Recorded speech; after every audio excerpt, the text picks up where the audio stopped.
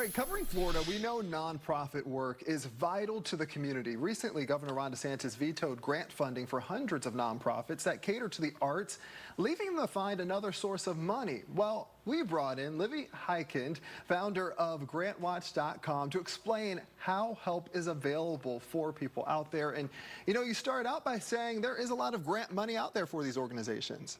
There's so much, really. Yeah. And I checked this morning, just to let you know, there's, in Florida in particular, under arts, there's about 310 currently available grants right now. And then there's another 91 foundations that give money in Florida to arts. So money is out there, you just have to know how to access it. And you have gotten into this business of helping people out. What motivated you to start doing this? I was a public school teacher many years ago. There were no computers in the classroom at that point.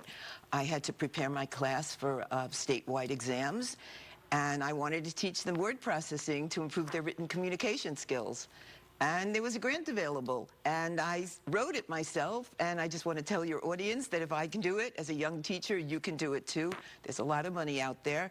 And I went on to write another grant, and then I was pulled out of the classroom into the district office to write grants for 2 years, and then opened up my own grant writing agency. So it just kept going. And I was going to say, there are people specifically who have jobs to write grants. And so when you're navigating this process and teaching nonprofits how to do it, just where does someone begin? You know, where do they start?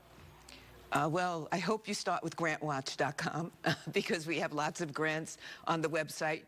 Besides arts grants, we have in Florida 6,500 currently available grants right now in many disciplines. So start there and write your first grant. Check the eligibility, make sure whatever you're applying for, you match the mission of the actual grant application, follow all the directions, and check all the boxes. And I talk to a lot of nonprofits who apply for grants, and they talk about writing. That's really important when you tell a story about why you started, your mission. You talked about mission-specific grants.